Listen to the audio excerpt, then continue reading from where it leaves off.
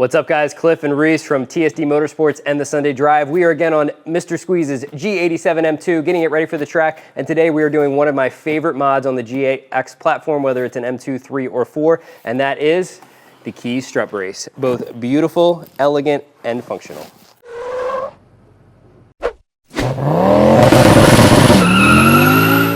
So welcome back to the channel, guys. We are again on Mr. Squeeze's G87 M2, and like I said, this is one of my favorite mods on this generation M series cars. So it's the Kies Strut Brace. It matches perfectly with the Inventory intake kit that we did. You can get it in the gloss or matte to match whichever intakes you go with. And it's not only beautiful, but it's functional, right? So Reese is gonna talk a little bit about what these parts are, but if you do wanna get any of these parts, they are down in the description. Make sure to go through our links. It really does help us out. And if you're interested in any of these upgrades on your car, we'd be happy to take care of you. Yeah, so this Kies Strut Brace, as you can see, very nice gloss finish, carbon fiber. And what's nice about these is that they have adjustable preload. So these little eyelets move and then the locking nut will tighten down. That way, when you have it installed, you can actually adjust how much preload is on the strut. So it'll keep a nice, firm front end feeling compared to the OEM. So not only really nice looking, but super functional as well. Another nice feature of these is that they are adjustable. And if you were ever in a front end collision, or if you have a different top hat setup because you're running aftermarket suspension, the OEM braces wouldn't work for you. But because these adjust, they will fit to any size and any length. Another nice thing is that there's two options for the bolts. If you have a chrome dress-up bolt kit, you could run the chrome ones, or if you have black, you can run the black ones. They also include Loctite for those bolts, a single-use Loctite, very nice, and two different size wrenches for tightening these without marring them. First, go ahead and remove these two covers. They are held in by a 90-degree twist lock, so just turn it to the unlock position. On the passenger side, you do have your headlight washer hose, so you're gonna need to pull that out. And then you can remove this. Reese has his pulled out as well. There's three plastic rivets that hold this piece in place. So take a tool like this, and again, we'll have all the tools linked down in the description. Pop out the middle part, and then it comes right out. So remove that on both sides, or at least loosen it on both sides. We can just kind of push it out of the way so that we get access to the nuts and studs right here. All right, so now we're gonna take out these 15 mils. We're gonna start them by hand first.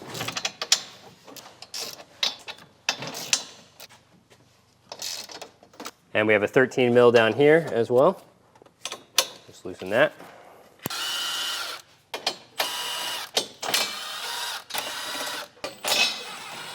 And now you can remove the stop brace.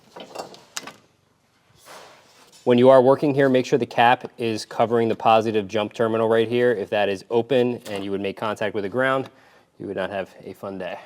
You'll notice on the rear brackets that there is a smooth part where there's no threading. And then on the other side, there are threads. So you want to install it so that the threaded side is facing the rear of the vehicle. So we're just going to set these right here. And again, have that threaded part towards the rear. And we're not going to tighten these down all the way yet. We're just loosely installing these because, like we said, there's a lot of adjustment to this kit.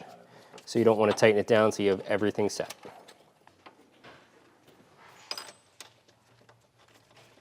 Keeping it loose for a little bit of play. You're gonna wanna put a little bit of Loctite. All right, you don't need to go crazy with this because if you do need to remove your engine cover or any of that kind of stuff, you might be taking these back off at some point. Make sure both the bars are the same length. And again, we are just going to loosely put everything in place until we're sure we're happy with where everything is sitting. Take your center bar, get that placed inside. And if it's not quite reaching or it's too long, as you can see, Reese is spinning the central shaft to correct the overall length. You will notice when you're working on this that some of the nuts and eyelets are reverse threaded. So as you're seemingly tightening it down, it will actually be loosening it. So that's something to pay attention to. All right, because there's something wrong with me, I like to make sure that this bolt is completely centered in this bracket here. So that as a 13, we'll now tighten it when it's centered. Now you can make sure that your side brackets are centered. So in order to do that, you can spin this bar in and out. If for any reason you can't spin the bar, just loosen these nuts right here. They shouldn't be tight yet, so you should be able to do it by hand. And you're gonna wanna adjust the bar in or out so that this bracket is basically centered on these nuts. You want a little bit of a gap on this inside lip so that you don't have that washer rubbing and eventually, wearing down the finish on there. Just to demonstrate, as I spin the rod, you can see the bracket moving in and out.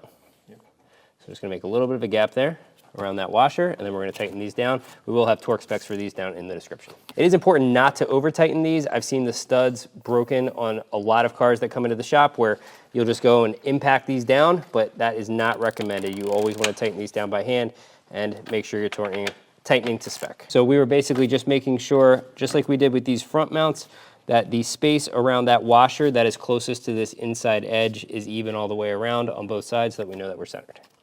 And we're going to go ahead and tighten these down now. So now we're going to tighten these Allen bolts. They are 8mm Allen key. I like to use a longer one here, otherwise you'll rub right here on the brace. So we'll snug these down. And now we can tighten up the top one. So again, 8mm hex key. Kies includes these non-marring wrenches so that you don't scratch up your new strut brace. All right, so we do have the car fully down on the ground and settled. Spinning the strut this way is going to shrink it in. Spinning it this way is going to lengthen it. And lengthening it increases the preload and helps that firm steering feel. So we will snug that up. Make sure you don't see the seam here. So the seam is underneath right now. So right there is perfect. And then grab your wrench. So put your bigger one here. Smaller one on the lock nut, and you're turning the lock nut, not the strut. And just like that.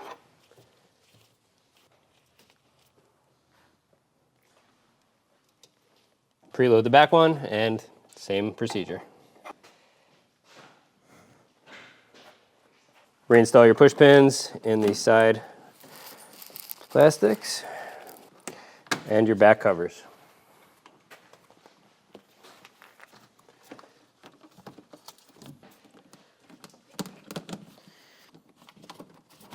That is the Kies Strut Brace install complete, and if I do have to say so myself, the best looking one and most functional on the market. So if you guys need a strut brace for your G80, G82, G83, G81, G87, whatever you might need, we have you covered. Go down in the description, hit that link, it helps us out, it helps Kies out. And if you would like it installed professionally, we have you covered. Shoot us a DM and we'll get you scheduled in. We'll see you back in the next video.